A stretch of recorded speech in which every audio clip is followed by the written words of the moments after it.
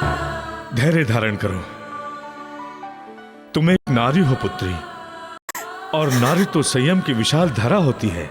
यदि तुम ही इस प्रकार अधीर होने लग जाओगी पुत्री तो कैसे धीर धरूं पिताश्री, कैसे अधीर न हो।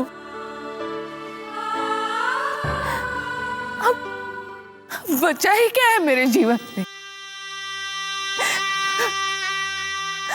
आज तो ये सिद्ध हो गया कि आपकी ये लाडली पुत्री इस संसार की सबसे अभागन स्त्री है, सबसे अभागन स्त्री पिताश्री, जिससे उसके पति ने अपने जीवन के वृक्ष से एक सूखी हुई टहनी की तरह काटकर अलग कर दिया। जीवन में कभी कभी दुर्घटनाएं घट जाती है अंजना, किंतु इससे मनुष्य को हताश अथवा निराश तो नहीं होना चाहिए ना। देखो अंजना, हमारी ये जीवन गंगा घटनाओं और दुर्घटनाओं का ही तो संगम है।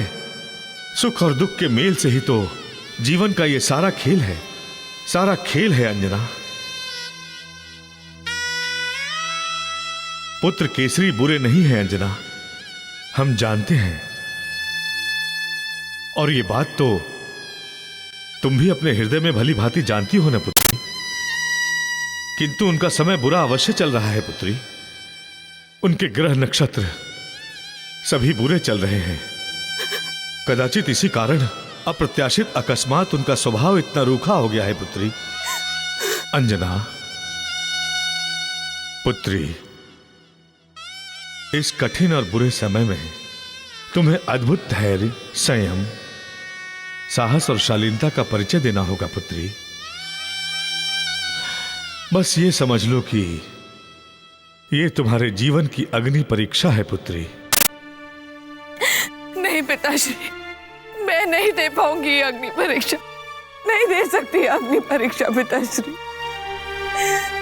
मुझे तो कुछ समझ में नहीं आ रहा है, ना कुछ दिखाई दे रहा है। केवल इसके कि यदि आज यहाँ मेरा पुत्र मारुति होता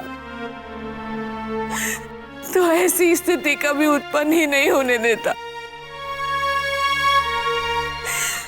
और यदि ऐसी स्थिति होती भी तो वो उसे कुशलतापूर्वक संभाल लेता। जब तक वो यहाँ रहा तब तक उसने अनेकों जटिल एवं कठिन परिस्थितियों से हमें बचाए रखा, हमारी रक्षा की उसने।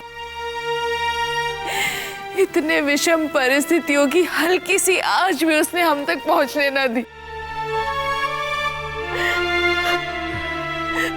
काश काश मेरा पुत्र मारुति आज यहाँ होता, काश वो यहाँ होता।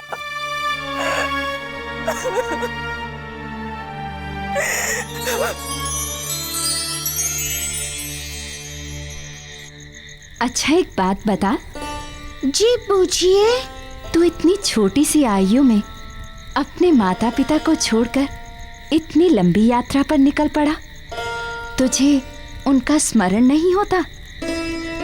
माता, स्मरण भूले हुए तथा दूर रहने वालों को किया जाता है, परंतु मेरी माता देवी अंजना तथा पिता महाराज केसरी सदैव मेरे साथ हैं। जब वो मुझसे दूर हो तब तो स्मरण करूँ ना। किस प्रकार, किस रूप में तेरे साथ हैं पुत्र? अपनी शिक्षा के रूप में, अपने संस्कार के रूप में, अपने स्नेह के रूप में। भले ही साकार रूप में वो मेरे साथ नहीं है, किंतु निराकार रूप में वो सदैव नित मेरे साथ हैं। और फिर इस संसार के इतने अच्छे, सर्वश्रेष्ठ, सर्वोत्तम माता पिता को उनका कोई पुत्र भला कैसे उन्हें विस्मृत करेगा? उनका पुत्र होकर तो मैं धन्य हो गया हूँ माते। तथा एक और विशेषता बताओ, मेरे माता पिता केवल इस जगत के अच्छे माता पिता ही नहीं हैं, सबसे अच्छे पति पत्नी भी हैं। अपने वैसे माता पिता के स्नेह की शक्ति को ही तो लेकर मैं जीवन के सबसे लंबे मार्ग पर चल रहा हूँ। ईश्वर करे तेरे तथा तेरे माता पिता का ये प्रेम सदैव इसी तरह बना रहे। अच्छा पुत्र, जी माता। तू तो अपने किसी कार्य हेतु कहीं जा रहा था ना? मैं तेरे मार्ग में बाधक बनकर उपस्थित हो गई। तुझे मेरी सहायता हेतु यहाँ रुकना पड़ा। तेरे कार्य की हानि हुई, इसके लिए मैं... नहीं माता नहीं, क्षमा नहीं, आपने मुझे पुत्र कहा है। चुप चुप जियो। माता, मेरे किसी कार्य की हानि नहीं हुई है। कारण जिस कार्य हेतु मैं जा रहा हूँ वो मेरा व्यक्तिगत कार्य है, तथा जिस कार्य हेतु यहाँ रुका हूँ वो सार्वजनिक है, जिससे सबका लाभ है, जिसमें सबका हित है। और मेरे माता पिता ने मुझे यही शिक्षा दी है कि सदैव व्यक्तिगत कार्य से अधिक उस कार्य को महत्व देना चाहिए जो सर्वजन हिताय हो, जिसमें सबका हित हो। धन्य है तू, तथा धन्य है तेरे माता पिता, देवी अंजना और महाराज केसरी।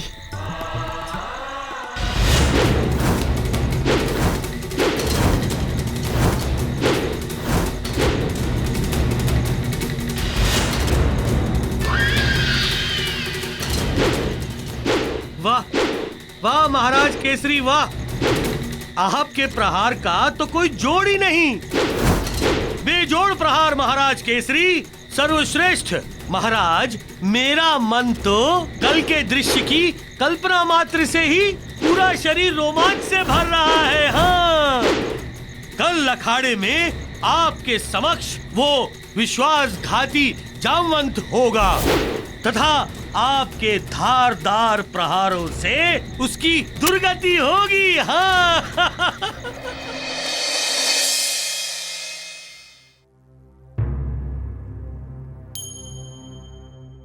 अतएव जब तक इस हनुमान के परिवार को मैं छिन्न भिन्न कर समाप्त न कर दूं, तब तक मैं इस राजमहल से कहीं नहीं जाऊंगा।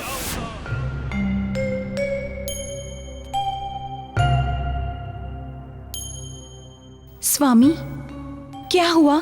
जब से आप अंजन प्रदेश से आए हैं अत्यंत उदास रहते हैं। अंजन प्रदेश में सब कुशल तो है ना? क्या कुशल होगा देवी?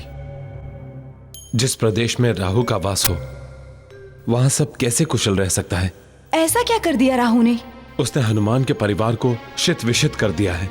राहु ने अंजना एवं केसरी के मधुर संबंधों में भारी खटास उत्पन्न कर दी है। उनके बीच घृणा एवं अविश्वास स्थापित कर दिया है। उसने केसरी की मति भ्रष्ट कर दी है। वो दुष्ट इस नीचता पर उतर आया है। इतना ही नहीं देवी, उसने महाराज केसरी के कान भर के जामवंत जैसे विश्वास पात्र, हितैषी, समर्पित व्यक्ति पर षड्यंत्रकारी होने का आरोप मढ़ दिया और महाराज केसरी ने उनकी बातों में आकर उन्हें बंदी बना लिया।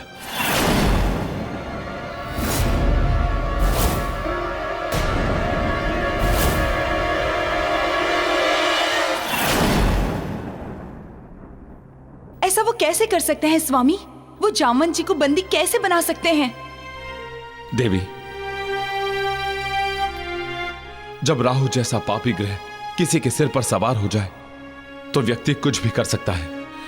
मेरे पुत्र हनुमान का परिवार बिखराव के तट पर है। हमें यूं कर्तव्य विमुख शांत नहीं बैठे रहना चाहिए स्वामी। मेरे विचार से हमें तत्क्षण हनुमान को इस विषय की सूचना दे देनी चाहिए। नहीं देवी, हनुमान गुरु शिष्य परंपरा में बंधा हुआ है। यदि हमने उसे बता भी दिया तो भी वो सिद्धि लोक को त्याग करके अपने परिवार की रक्षा हेतु नहीं जा पाएगा, क्योंकि गुरु शिष्य परंपरा को तोड़कर जाना ना तो संभव है और ना ही उचित। ऐसा करना अनुशासन के विपरीत होगा। किंतु मेरे विचार से आवश्यकता पड़ने पर किसी भी परंपरा को तोड़ना ना तो अनुचित है और ना ही अधर्म। आपको उसे बता देना चाहिए। इस ग्रहण संकट के विषय से आप उसे अनभिज्ञ रखना चाहते हैं? स्वामी, आप उसके गुरु हैं। देवी, हनुमान को बताने से केवल उसे दुख होगा। विधि ने मुझे कैसी व्यवस्था की लौ भेड़ियों में जकड़ कर रखा है कि मैं चाहकर भी उसके परिवार के संकट को दूर नहीं कर पा रहा हूं। किंतु स्वामी, इसका हल आपको ही निकालना होगा, किसी विधि, किसी प्रकार। एक विधि है देवी, एक विधि है। तो अपनाइए ना वो विधि स्वामी। क्या है वो विधि? कौन सा है वो मार्ग? देवी, महाराज केसरी गुरु बृहस्पति के पुत्र हैं। महाराज केसरी गुरु बृहस्पति के पुत्र हैं और गुरु बृहस्पति नवग्रहों के गुरु। संभव है कि उनके पास राहु जैसे दुष्ट ग्रह के महादशा से बचने का कोई ना कोई उपाय अवश्य होगा। मुझे शीघ्र, अतिशीघ्र गुरु बृहस्पति से भेंट करने जाना होगा। तो जाइए स्वामी, अविलंब जाइए। जो करना है शीघ्र कीजिए।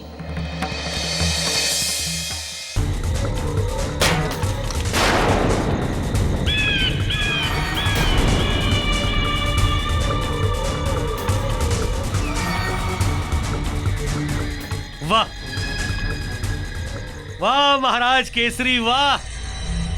किंतु महाराज, कल उस षड्यंत्रकारी विश्वासघाती जामवंत पर और अधिक धारदार प्रहार करना होगा। हाँ, उसे साधारण समझने की भूल मत करिएगा, कदापि नहीं।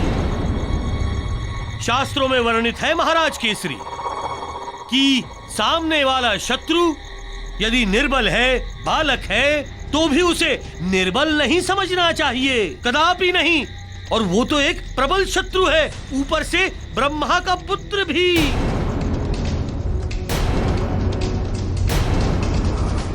उसे युद्ध में पराजित करना इतना साधारण नहीं। उसके लिए आपको अपनी पूरी शक्ति लगानी होगी महाराज। हाँ,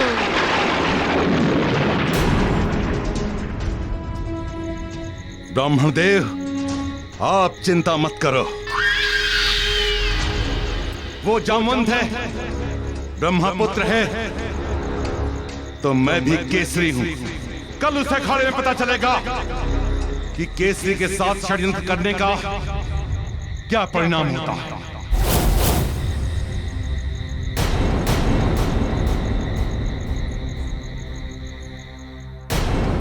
गुरु बृहस्पति का पुत्र ऐसा कैसे कर सकता है? नारायण नारायण। देवों, क्या आप भी वही सोच रहे हैं जो मैं सोच रहा हूं? हाँ देवर्षि, ऐसा आभास हो रहा है जैसे विधि का विधान बदलने वाला है। आपने बिल्कुल सत्य कहा अग्निदेव। यदि कल जामवंत और महाराज केसरी के मध्य युद्ध हो गया और दोनों एक दूसरे के शत्रु हो गए, तो सबसे बड़ा सवाल यह उठता है कि हनुमान किसका साथ देंगे, अपने पिता केसरी का अथवा मित्र जामवंत का।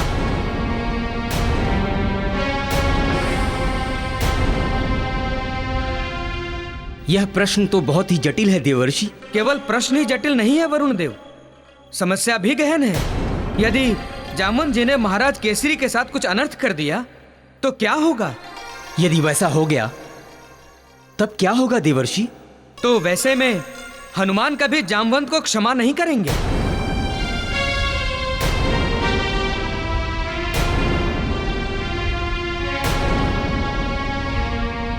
तब वैसी स्थिति में तो राम और रावण के मध्य युद्ध में हनुमान जी और जामवंत में से कोई एक ही होंगे।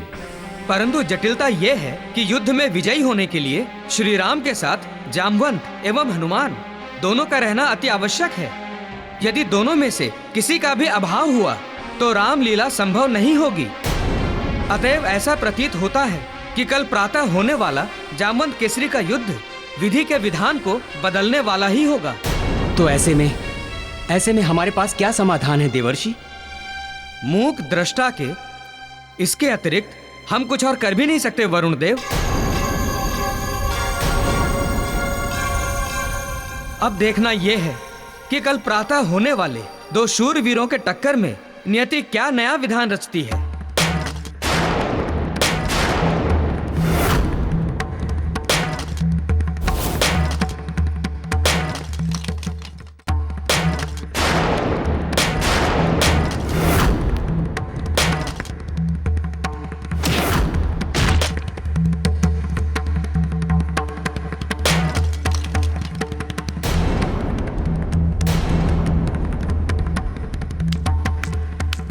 वाह वाह महाराज केसरी वाह। कल यही दशा होगी उस धूर्त जामवंत की। हाँ, खंड खंड चूर चूर। महाराज, अभ्यास के लिए इतना समय पर्याप्त है। आइए विश्राम कीजिए। पुत्र केसरी,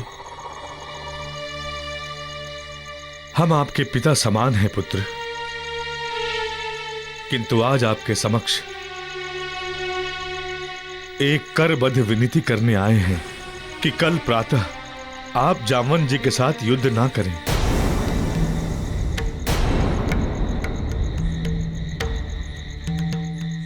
क्या कल हम जामवंत के साथ युद्ध न करें? समझ रहे हैं आप क्या कह रहे हैं? भली भांति और सोच समझकर ही ये कह रहे हैं पुत्र। आप कुछ नहीं समझते, कुछ नहीं समझते। वास्तविक परिस्थिति क्या है आपको उसका ज्ञान ही नहीं है। उसने मुझे चुनौती दी है, चुनौती,